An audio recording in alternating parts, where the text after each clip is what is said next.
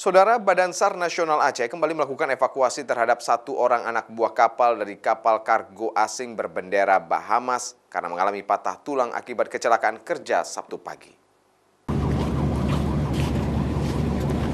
Evakuasi satu orang ABK dari kapal MV Simanami Star berbendera Bahamas dilakukan Basarnas Aceh melalui Pelabuhan Uleli dengan menggunakan kapal KN Kresna di perairan Laut Andaman.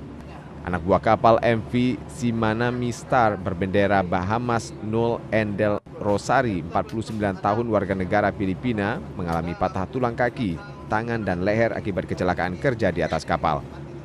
Anak buah kapal kargo dengan muatan kayu yang melintas dari Singapura tujuan India itu mengalami kecelakaan kerja saat melintasi perairan Laut Hindia.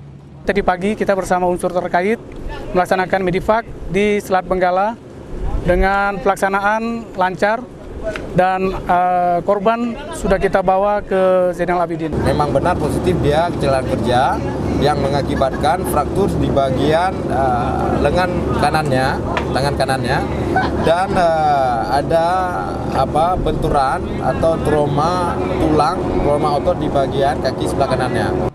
Setelah berhasil dilakukan evakuasi terhadap ABK warga Filipina dari kapal berbendera Bahamas, langsung dilarikan ke Rumah Sakit Umum Zainal Abidin Banda Aceh untuk mendapatkan pertolongan medis. Raja Umar, Kompas TV Banda Aceh.